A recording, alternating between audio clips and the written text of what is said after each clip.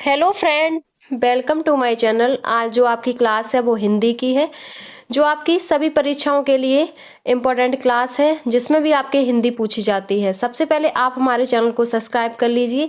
ये क्लास आपकी UPSI, UP constable, home guard सभी के लिए, जिसमें आपकी हिंदी पूछी जाती है, सभी के लिए मोस्ट इम्पोर्टेंट क्लास है। इसमें आपके ज़्यादातर टॉपिक कंप्लीट हो गए। आज जो आपका टॉपिक है वो है विराम चिन्हों से संबंधित। तो चलिए शुरू करते हैं आज की अपनी क्लास। सबसे पहला जो आपका पॉइंट है वो है अल्पविराम। अल्पविराम में पहला पॉइंट है, अंकों को लिखते समय किस चिन्ह का प्रयोग किया जाता है? तो वो अल्पविराम का चिन्ह होता है। अल्पविराम का चिन्ह कौन सा होता है? तो ये होता है। अगला है, विराम चिन्हों का प्रयोग सही है। तुम कहाँ गए थे, कैसे आए और क्या चाहते हो, ये आपके ऑप्शन में दिए होंगे, तो ये वाला सही है। ये सभी आपके प्रीवियस ईयर क्वेश्चन पेपर हैं। अगला पॉइंट है, उन दिनों फोटो नहीं खींची जाती थी, भला या कैसे कहा जा सकता है? ऊपर दिए गए वाक्य में सही विराम चिन्ह लगाने पर वाक्य क्या होगा? तो विराम चिन्ह के बाद होगा, उन दिनों फोटो नहीं खींची जाती थी, भला कैसे कहा जा सकता है, और ये अल्पविराम लगेगा। अगला पॉइंट है, विराम चिन्ह युक्त वाक्य है, सुख दुख उतार चढ़ाव तो जीवन में आते रहते हैं। नेक्स्ट पॉइंट है, विराम चिन्ह युक्त वाक्य, काम वाली रोज आती है, काम करती है और चली जाती है। इसमें भी आपका अल्पविराम है। अगला पॉइंट है, रामू जो बड़ा खिलाड़ी है, कल उसकी टांग टूट गई। इस वाक्य में उचित विराम होगा तो अल्पविराम। नेक्स्ट पॉइंट है, सामान्यधिकरण शब्दों के मध्य में कौन सा विराम चिन्ह का प्रयोग होता है? तो अल्पविराम का। नेक्स्ट पॉइंट है, अल्पविराम का प्रयोग किया जाता है तो वाक्य के मध्य में जहां बहुत कम वाक्य हो, वहां आपके जहां बहुत कम वाक्य हो तो वाक्य के मध्य में प्रयोग किया जाता है। नेक्स्ट पॉइंट है आपका, उसने मुझसे कहा, मैंने आज एक मशीन खरीदी। उक्त वार्तालाप में विराम चिन्ह की कमी या त्रुटि है तो अल्पविराम की। अगला पॉइंट है, हिंदी में अल्पविराम का चिन्ह तो ये होता है। अगला आपका जो चिन्ह है वो है अर्धविराम का। अर्धविराम में पहला पॉइंट है, ये आपका अर्धविराम का चिन्ह होता है। इसमें पहला पॉइंट है, वाक्यांश के बीच में विराम चिन्हों को पहचाने। आम को अच्छा फल माना गया, किंतु श्रीनगर में और भी तरह के आम मिलते हैं, तो इसमें अर्धविराम है। अगला पॉइंट है, अर्धविराम का चिन्ह तो ये होता है। अर्धविराम का सूचक चिन्ह यही है। अर्धविराम चिन्ह लगता है जहां अल्पविराम की अपेक्षा थोड़ा अधिक समय, वहां अर्धविराम का चिन्ह लगता है। अगला पॉइंट है, कोष्टक में दिए गए विराम चिन्ह का नाम क्या है? तो अर्धविराम है। नेक्स्ट पॉइंट है, कई सप्ताह से वर्षा होती ही जा रही है, अर्थात फसल नष्ट होकर रहेगी। दिए गए वाक्य में अर्धविराम है। मिश्रित तथा संयुक्त वाक्यों में विरोध का भाव प्रकट करने के लिए कौन से चिन्ह का प्रयोग किया जाता है? तो अर्धविराम का। नेक्स्ट पॉइंट है, आलस्य मनुष्य का शत्रु है, इससे दूर रहो। वाक्य में चिन्ह कौन सा है? तो अर्धविराम का। जो चाहे करो बस हमें तंग ना करो, इसमें भी आपका अर्धविराम का चिन्ह है। नेक्स्ट जो चिन्ह है वो है पूर्ण विराम। तो पूर्ण विराम का चिन्ह ये होता है। इसमें पहला पॉइंट है, राम घर आया और चला गया। इस वाक्य में उचित विराम क्या होगा? तो पूर्ण विराम। और अर्धविराम का चिन्ह ये होता है। नेक्स्ट है, नीचे दिए गए वाक्य में विराम चिन्ह का चयन होगा तो पूर्ण विराम। मोहन पुस्तक पढ़ रहा है, पूर्ण विराम। पूर्ण विराम चिन्ह की पहचान होती है तो ये होता है, प्रश्नवाचक और विस्मयादिबोधक को छोड़कर सभी वाक्यों के अंत में प्रयुक्त होता है तो पूर्ण विराम। पूर्ण विराम के स्थान पर एक अन्य चिन्ह भी प्रचलित है, वह चिन्ह है तो फुल स्टॉप। अगला पॉइंट है, मुझे बाहर जाना है। इसमें ये कौन सा चिन्ह है? तो पूर्ण विराम। अगला पॉइंट है, राम अयोध्या के राजा थे। इसमें कौन सा प्रयुक्त हुआ है? तो पूर्ण विराम। अगला जो आपका चिन्ह है वो है प्रश्नवाचक। प्रश्नवाचक कौन सा चिन्ह होता है? तो ये होता है। इसमें पहला पॉइंट है, क्या कोई तारे गिन सकता है? क्या, क्यों, कब, कैसे, ये सब आपके प्रश्नवाचक होते हैं, तो प्रश्न सूचक चिन्ह है। जब किसी वाक्य में प्रश्नवाचक भाव हो, उसके अंत में कौन सा चिन्ह लगाया जाता है? तो प्रश्नवाचक। वाक्य में विराम चिन्ह को पहचाने, यह लड़का कौन है? तो प्रश्नवाचक चिन्ह है, कौन है। अगला पॉइंट है, सही विराम चिन्ह युक्त वाक्य, वह ऐसा क्यों कहता है कि हम वहां नहीं जाएंगे। इसमें भी आपका प्रश्नवाचक है। अगला पॉइंट है, तुम कब आओगे। इस वाक्य में उचित विराम का प्रयोग किया गया है तो प्रश्नवाचक। और ये चिन्ह किसका होता है? तो प्रश्नवाचक का।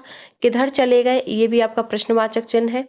अमीना तुम कब आई, तो कब, इसमें भी आपका प्रश्नवाचक है। और इस विराम चिन्ह का नाम क्या है? तो प्रश्नवाचक है। ये सब आपके प्रीवियस ईयर क्वेश्चन पेपर हैं, यूपी पुलिस में पूछे हुए। अगला है आपका विस्मयादिबोधक चिन्ह।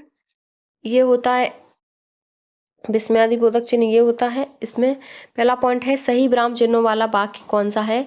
छी तुमने तो नाम ही डुबो दिया, तो छी ऐसे होता है, तो ये विस्मयादिबोधक चिन्ह है। नेक्स्ट है विस्मयादिबोधक शब्दों के संबंध में कथन सही है, तो ये प्राय वाक्य के प्रारंभ में आते हैं। अगला पॉइंट है वाक्य में उचित विराम चिन्ह लगाए। ओहो बहुत कठिन समय आया, तो इसमें विस्मयादि बोधक चिन्ह है ओहो। अगला पॉइंट है अरे, ये भी आपका विस्मयादि वाचक है। हर्ष शोक घृणा आश्चर्य जैसे भावों को व्यक्त करने के लिए किस चिन्ह का प्रयोग किया जाता है, तो विस्मयादि बोधक चिन्ह का प्रयोग किया जाता है। नेक्स्ट है सही विराम चिन्ह लगाने पर वाक्य क्या होगा, तो हाय वह मर गया, तो हाय है वो आपका विस्मयादि चिन्ह है। अगला पॉइंट है घृणा आश्चर्य हर्ष आदि भावों को व्यक्त करने वाले शब्दों के साथ चिन्ह का प्रयोग किया जाता है, तो विस्मयादि बोधक चिन्ह है। नेक्स्ट पॉइंट है राम राम, ये आपका हे राम उसने यह क्या कर दिया, तो ये आपका विस्मयादिबोधक चिन्ह है राम राम। अगला पॉइंट है वाह तुम आ गए, तो वाह के पश्चात चिन्ह आएगा, तो विस्मयादिबोधक चिन्ह। नेक्स्ट है बच्चों शांतिपूर्वक बैठो, इस वाक्य में उपरोक्त विराम चिन्ह होगा, तो विस्मयादिबोधक चिन्ह होगा। नेक्स्ट पॉइंट है विस्मयादि बोधक चिन्ह कौन सा होता है, तो ये होता है। अगला है अरे तुम आ गए, इसमें विस्मयादि बोधक है।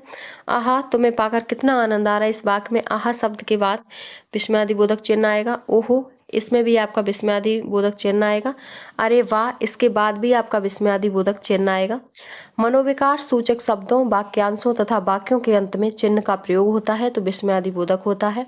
नेक्स्ट है हे भगवान मेरी रक्षा करो, दिए गए वाक्य में रिक्त स्थान पर प्रयोग होने वाला चिन्ह कौन सा होगा, तो विस्मयादि बोधक चिन्ह होता है। अब है आपका विवरण तथा योजक चिन्ह, तो विवरण का ये चिन्ह होता है और योजक का ये होता है। पहला पॉइंट है कौन सा विवरण चिन्ह है, तो विवरण का ये होता है साइन। अगला है कौन सा विराम चिन्ह दो पृथक सत्ताओं या दो शब्दों को जोड़ता है, तो योजक, ये वाला आपका ये योजक का चिन्ह है। नेक्स्ट है आपका वाक्यांश के बीच में विराम चिन्ह पहचाने, वे दोनों भाई बहन है, तो भाई बहन माता पिता सुख दुख ऐसे होते हैं, तो वो योजक चिन्ह आता है इनके बीच में। दो विलोम शब्दों के बीच में किस चिन्ह का प्रयोग होता है, तो योजक चिन्ह का। आना जाना में अपेक्षित विराम चिन्ह है, तो योजक चिन्ह है। जून जुलाई में यहाँ बहुत बारिश होती है, तो इसमें भी आपका योजक चिन्ह होगा। विवरण चिन्ह कौन सा होता है, तो ये होता है। अगला पॉइंट है एक दुबला पतला व्यक्ति द्वार पर खड़ा है, तो इसमें कौन सा चिन्ह आएगा, तो योजक चिन्ह आएगा। अगला पॉइंट है सर्वनाम के प्रमुख 5 भेद हैं, दिए गए वाक्य में विराम चिन्ह का प्रयोग होगा, तो विवरण चिन्ह का। अगला पॉइंट है जब किसी पद की व्याख्या करनी हो या उसके संबंध में विस्तार से कुछ कहना हो, तो प्रयोग किए जाने वाला विराम चिन्ह होगा, तो विवरण चिन्ह होगा। नेक्स्ट पॉइंट है आपका योजक चिन्ह कौन सा होता है, तो ये होता है। दो शब्दों के बीच में प्रयोग किए जाने वाले चिन्ह को क्या कहते हैं, तो योजक चिन्ह कहते हैं। नेक्स्ट पॉइंट है दो समानार्थी शब्दों की पुनरुक्ति के बीच में विराम चिन्ह का प्रयोग होता है, तो योजक चिन्ह। अगला पॉइंट है माता पिता दोनों प्रसन्न थे, इस वाक्य में माता पिता के मध्य विराम चिन्ह लगेगा, तो योजक। नेक्स्ट है किसी की कही हुई बात को स्पष्ट करने के लिए वाक्य के अंत में चिन्ह का उपयोग होता है, तो विवरण चिन्ह का। नेक्स्ट है दो विपरीतार्थक शब्दों के बीच विराम चिन्ह लगता है, तो योजक। अगला जो आपका चिन्ह है वो है उद्धरण और अवतरण चिन्ह, ये होता है ये वाला। इसमें पहला पॉइंट है अवतरण चिन्ह को और किस नाम से जाना जाता है, तो उद्धरण चिन्ह के नाम से जाना जाता है। ये दोनों ही नाम अवतरण चिन्ह के हैं। नेक्स्ट पॉइंट है आपका कहे गए कथन में किस विराम चिन्ह का प्रयोग किया गया है। तुलसीदास जी ने कहा रघुकुल रीत सदा चले आई, प्राण जाए पर बचन न जाए, इसमें आपका अवतरण चिन्ह या उद्धरण चिन्ह का प्रयोग हुआ है। अगला पॉइंट है किसी के द्वारा कहे गए कथन को मूल रूप से लिखने के लिए विराम चिन्ह प्रयुक्त होगा, तो उद्धरण चिन्ह प्रयुक्त होगा। अगला पॉइंट है वाक्य में विराम चिन्ह संबंधी विसंगति है, तो सूर्यकांत त्रिपाठी निराला छायावाद के प्रमुख कवि थे। अगला पॉइंट है चलो चलते हैं मैंने कहा, दिए गए वाक्य में उपयुक्त विराम चिन्ह का प्रयोग होगा, तो अवतरण का होगा। अगला पॉइंट है किसी अक्षर या शब्द पर विशेष बल देने के लिए चिन्ह का प्रयोग किया जाता है, तो एकहरा उद्धरण होता है। अगला पॉइंट है नेताजी ने कहा था तुम मुझे खून दो मैं आजादी दूंगा, इसमें भी आपका उद्धरण चिन्ह होगा।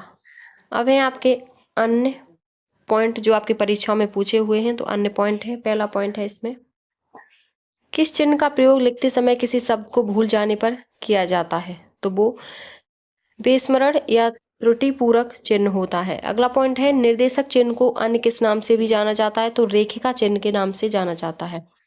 नेक्स्ट है सुनीता तुम्हारा यहाँ क्या काम है, इसमें विराम चिन्ह कौन सा है, तो निर्देशक चिन्ह है।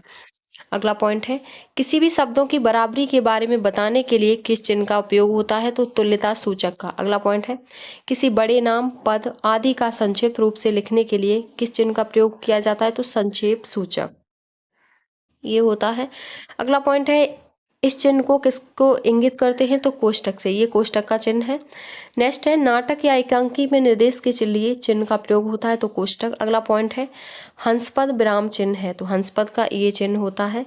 नेक्स्ट पॉइंट है निरंतर या लगातार व्यायाम करते रहने से देह स्वस्थ रहता है, इसमें कौन सा उपयुक्त विराम चिन्ह है, तो कोष्ठक।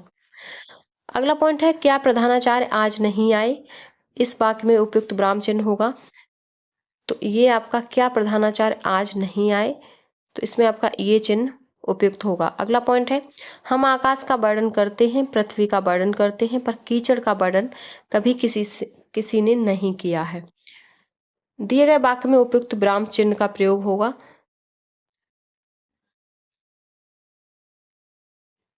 तो इसमें जो आपका विराम चिन्ह का प्रयोग होगा वो होगा ये वाला अल्पविराम और प्रश्नवाचक। अगला पॉइंट है आज एमए परीक्षा के नतीजे आ गए, तो इसमें आपका अल्पविराम होगा। अगला पॉइंट है उपविराम का चिन्ह है, उपविराम का चिन्ह ये होता है। अगला पॉइंट है श्री कामता प्रसाद गुरु के अनुसार विराम चिन्हों को भाषा से लिया हुआ माना जाता है, तो अंग्रेजी से। समानता सूचक चिन्ह होता है तो ये इक्वल वाला। किसी भाव या शब्द की व्याख्या करने के लिए उस अंश को मूल वाक्य से अलग रखने के लिए चिन्ह का प्रयोग किया जाता है, तो वो कोष्ठक होता है। अगला पॉइंट है वह विराम चिन्ह जिसका प्रयोग किसी कठिन शब्द को स्पष्ट करने के लिए किया जाता है, तो वो कोष्ठक होता है। नेक्स्ट है विराम चिन्ह का प्रकार नहीं है, तो उपदेशक। अगला पॉइंट है ये ट्रिपल जो ये रेखांकन चिन्ह है ये किसका है चिन्ह, तो ये लोप सूचक विराम चिन्ह का ये साइन होता है।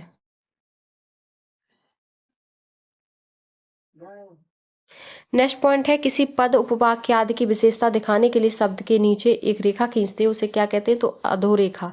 अगला पॉइंट है राम राम निष्ठुर आखेटक ने निरीह पक्षी को मार डाला, वाक्य में अपेक्षित है, तो 2 विस्मयादि बोधक चिन्ह, 1 पूर्ण विराम।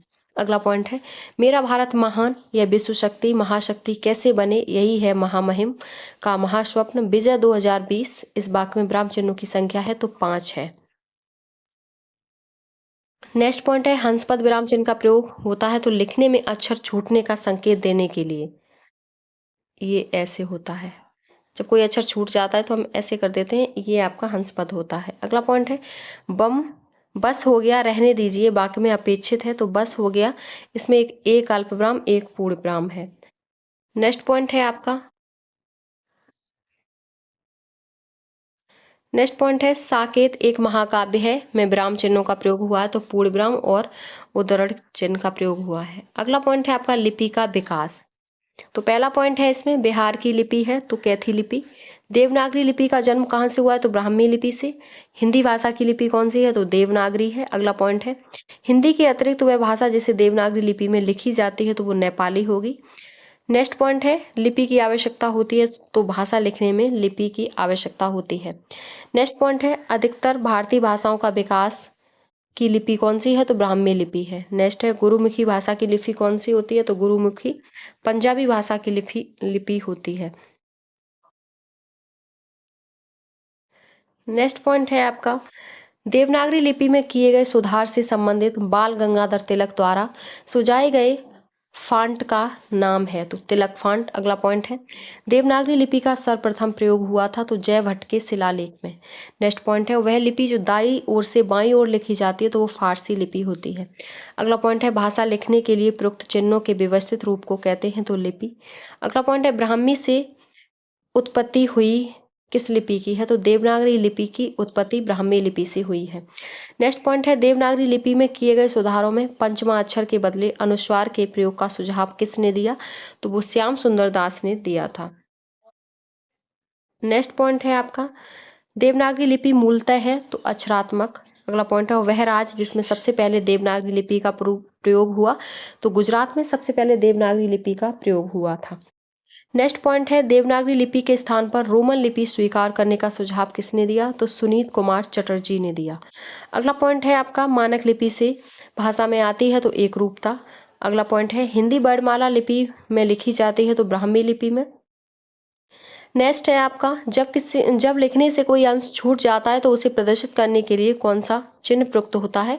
तो वो हंस पद होता है। अगला पॉइंट है लिखित भाषा में मूल ध्वनियों के लिए जो चिन्ह मान लिए हैं तथा जिस रूप में लिखे जाते हैं उसे क्या कहते हैं? तो उसे हम लिपि कहते हैं। ये आपकी आज की क्लास कंप्लीट हो गई। ये आज की क्लास आपके चिन्हों से संबंधित थी। ये क्लास आपकी जिस भी एग्जाम में आपके हिंदी पूछी जाती है सभी के लिए मोस्ट इम्पॉर्टेंट क्लास है। अगर आपको हमारी वीडियो पसंद आई हो तो प्लीज़ चैनल को like, subscribe, share and comment करें।